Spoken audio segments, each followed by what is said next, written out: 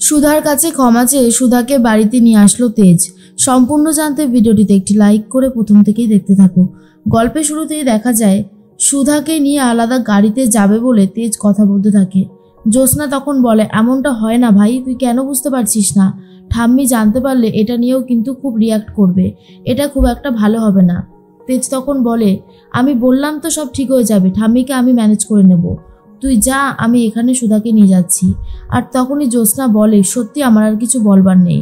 এরপরেই সুধাকে গাড়িতে তুলে দেয় তেজ। আর তখনই সুধা তার প্রিয়জনদের বলতে থাকে, বিশেষ করে বোনকে বলতে থাকে, তুই সবাইকে দেখে রাখিস, মা তো কাজ করতে করতে খাওয়ার কথাই ভুলে যায়, মাকে কিন্তু ঠিক সময়ে খাইয়ে দিস কেমন।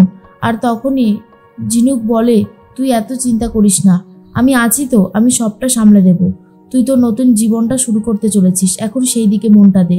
কেয়া তখন বলে, সুধা, আমি বরাবরই চেয়েছিলাম তুই খুব সুখে থাক, ভালো থাক, আজও সেটাই চাই, তুই খুব ভালো থাকিস রে। এর মধ্যেই গাড়িটা ছেড়ে দেয় তেজ, আর তারপরে গাড়ি নিয়ে সেখান থেকে বেরিয়ে যাচ্ছে। জ্যোৎস্নার তো খুব রাগ হয় আর বলে, কি ব্যাপার, তুমি দাঁড়িয়ে আছো কেন, গাড়িতে ওঠো। জ্যোৎস্নার বরকে বলতে থাকে।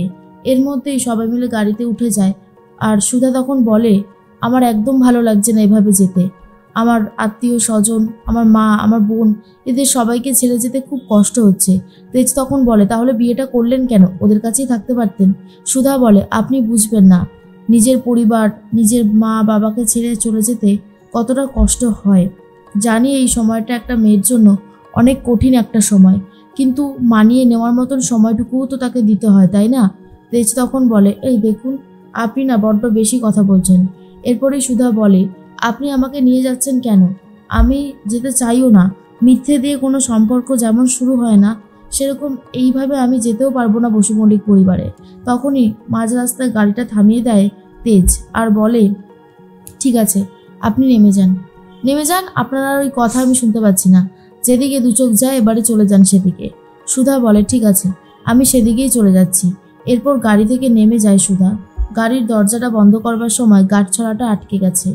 যেই না তেজ গাড়িটা চালাতে শুরু করেছে, আর ঠিক তখনই সুধাও দৌড়াতে শুরু করে। আর তখন পেছনে রয়েছে তরিতা। তখন বলে, কি হলো দাদাভাই, সুধাকে তুমি নামিয়ে দিলে কেন গাড়ি থেকে? সুধা তো এখন দৌড়াচ্ছে। তখন তরিতাকে দেখে তেজ বলে, এ কি, তুমি এখানে কি করছো? কি ব্যাপার, বলো, তুমি এখানে কি করছো? তরিতা তখন বলে, আসলে আমাকে এখানে আসতেই হলো, ওই গাড়িতে তো সবার জায়গা হতো না, তাই আর কি। এর মধ্যেই গাড়িটা থামিয়ে দেয় তেজ, আর সুধা তখন মুখ থুবড়ে পড়ে যায় রাস্তায়। এরপর আশেপাশে যারা ছিল সবাই ছুটে আসে আর বলে, কি মশাই, নতুন বউকে এভাবে গাড়ি থেকে নামিয়ে দিয়েছেন কেন? হ্যাঁ, আপনি কি ওনাকে নিয়ে যেতে চাইছেন না আপনার বাড়িতে? কি অবস্থা মেয়েটার। এরপরেই সুধাকে টেনে তুলতে থাকে তেজ আর বলে, এরকমভাবে আপনি দৌড়াচ্ছিলেন কেন? অনেক তো বড় বড় কথা বললেন। তখনই সুধা বলে, গাঁটছড়াটা গাড়িতে আটকে গিয়েছিল, আমি ওই বসু মল্লিক পরিবারে ফিরতেও চাই না। গাঁটছড়াটা আটকে গিয়েছিল আর সেটা টানতে গেলে ছিঁড়ে যেত। যেই গাঁটছড়াটা ছিঁড়ে যেত তখনই আপনার কোনো বিপদ হতে পারত, তাই আমি আপনার বিপদ হতে দিতে পারি না, সেজন্যই আমি গাড়ির পেছন পেছন দৌড়াচ্ছিলাম। আর এটা শোনার পরে তেজ তখন বলে, আপনি তো ডাকবেন আমাকে, উঠুন, আপনার পাটা তো অনেকটা ছড়ে গেছে দেখি। আর তখন সুধা বলে, ওসবে কিচ্ছু হবে না, আমি একদম ঠিক আছি। তেজ তখন বলে, গাড়িতে উঠুন। তেজকে সবাই মিলে ঘিরে ধরেছে। আর তখন সুধা বলে, উনি বুঝতে পারেননি, আপনারা এসবের মধ্যে আসবেন না দয়া করে। এরপর গাড়িতে করে জোর করে সুধাকে নিয়ে যাচ্ছে আর বলে, আমি বুঝতে পারিনি, আমাকে ক্ষমা করে দেবেন, আমি সত্যি বুঝতে পারিনি যে এটা আটকে গিয়েছিল। এরপরেই সুধার মনটা খারাপ হয়ে যায়। সুধা বারবার করেই ভাবতে থাকে, কেন যাচ্ছি, কিসের জন্যই বা যাচ্ছি, এই সম্পর্কটা কি আদৌ জোড়া লাগবার মতো? অন্যদিকে দেখা যায় তেজের মা শিলাকে বলে, শোন শিলা, সব কাজবাজ ঠিক করে রেডি করে রেখেছিস তো? হাতে কিন্তু সময় বেশি বাকি নেই, ওরা কিন্তু চলে আসবে। তখনই শিলা বলে, সব ঠিক করে রেখেছি। আচ্ছা বড় বৌদিমণি, তুমি কর্তামাকে খুব ভয় পাও বলো? তখনই বলে, ভয় পাওয়াটাই তো স্বাভাবিক, ভালোবাসি, শ্রদ্ধাও করি, তবে মা আছে বলেই তো সব কিছু সম্ভব। তখন মেজো কাকিমা মনে বলে, একদম ঠিক বলেছ, মা আমাদের এই গোটা বাড়িটাকে কি সুন্দর এক সূত্রে বেঁধে রেখেছে, তার জন্য যে আমাদের কত ভালো লাগে, তুমি সেটা বুঝবে না গো শিলাদি। আসলে এই সব কেউ সেরকমভাবে বুঝতে পারে না, যাদের সাথে ঘটে শুধু তারাই বুঝতে পারে। এর মধ্যেই তরিতাকে বলে দেয় তেজ, খবরদার, এ সমস্ত কথা যদি তুমি কাউকে বলেছো না, তাহলে কিন্তু তার ফল খুব একটা ভালো হবে না। তরিতা তখন বলে, না না, আমি কাউকে বলবো না, তরিতা মনে মনে ভাবে কি অবস্থা, এদের এই ভাব আবার এই রাগ, কি যে করবে এরা নিজেই বোঝা যায় না। এর মধ্যেই ঠাম্মি বলে কি ব্যাপার, জোগাড় যন্ত্র সব হয়েছে? তখনই তেজের মা বলে হ্যাঁ মা, সব হয়ে গেছে। এর মধ্যেই চলে এসেছে জ্যোৎস্নারা সবাই। আর জ্যোৎস্নাদেরকে দেখে ঠাম্মি বলে কি ব্যাপার, আমার নাত বৌমা কোথায়?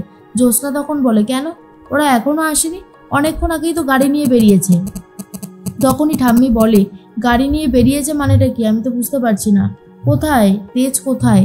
এরপরে জ্যোৎস্না বলে ঠাম্মি আমি তেজকে অনেকবার বলেছিলাম, ও বলল ওর বউকে নিয়ে ও আলাদা গাড়িতে যাবে, নিজে গাড়ি চালাবে। আমি অনেকবার বারণ করা সত্ত্বেও আমার কোনো কথা শোনেনি।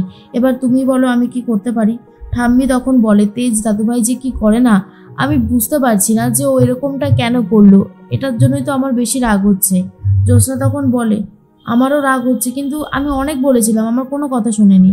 এর মধ্যেই তেজ তখন ভাবে আজকে বাড়িতে গিয়ে ঠাম্মির মুখোমুখি হয়ে যদি সমস্ত কথা সুধা বলে দেয় তাহলে আর এক গন্ডগোল হবে। না না, সুধাকে কিছুতেই বলতে দেওয়া যাবে না সত্যিটা, যতদিন পারা যায় যতদিন চেপে রাখতে হবে। এর মধ্যেই সুধা চলে এসেছে। সুধাকে দেখার পর ঠাম্মি তো খুবই খুশি হয়ে যায় আর বলে ব্যাস, আমার বাড়িতে আমার লক্ষ্মী বৌমা চলে এসেছে, আর আমার কিচ্ছু চাই না। এবারে যাও বড় বৌমা, বরণ করে নাও। বৌমা আর কতক্ষণ বাইরে দাঁড়িয়ে থাকবে, তাই না? তখনই তেজের মা বলে হ্যাঁ হ্যাঁ, এই তো যাচ্ছি, এবারেই যাচ্ছি। এরপর বরণডালা নিয়ে চলে গেছে, সুধাকে বরণ করতে থাকে। সুধা তো মনে মনে ভাবে এসব জিনিস যেগুলো ঘটছে সেগুলো কি আদৌ হতো? যদি সত্যিটা বলে দিতাম কিছুই হয়তো হতো না।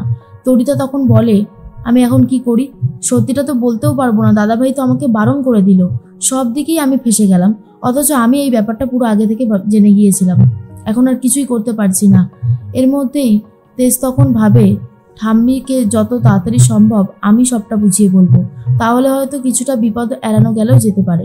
এরপর ঠাম্মি বলে নাথ বৌমা নাও এই কলসিটা ধরো, আর এই কলসি থেকে একটুও জল যেন মাটিতে না পড়ে, কেমন? মনে রেখো কথাটা। আর তখন সুধা কলসি নিয়ে দুধে আলতায় পা দিয়ে ঘরে ঢুকছে, ঠিক সেই মুহূর্তে কলসির জলটা পড়েই যাচ্ছিল। তখনই ধরে নিয়েছে তেজ আর বলে কি করছেন, আর একটু হলেই তো পড়ে যেত। সুধা তখন বলে না না আমি ঠিক আছে, আমি ধরেছি। ঠাম্মি তখন বলে যাক, আমার নাত বৌমা আর আমার নাতি এরকমভাবে একে অপরের পাশাপাশি থাকলে আর আমার কোনো চিন্তা নেই, সব ভালো হবে, সব ভালো থাকবে, আমি এটাই জানি। এরপর ঠাম্মিকে অনিমেষ বলে ঠাম্মি চলো, তোমার ট্রেনের সময় হয়ে যাচ্ছে। ঠাম্মি দুদিনের জন্য কোথাও একটা চলে যায়, আর এই খবরটা তরিতা তাড়াহুড়ো করে ইমনকে দিয়ে দেয়। আর এরপরে সুধাও সবটা বলতে গেলেও বলতে পারে না। ইমন তখন মনে মনে ভাবে এই দুদিনের মধ্যেই আমাকে যা করবার করতে হবে, হাতে সময় খুবই কম, হাতে সময় বেশি বাকি নেই, যা করা ঝটপট করে নিতে হবে। সুধাও মনে মনে ভাবে ঠাম্মিকে কথাটা বলা না পর্যন্ত তার শান্তি হবে না।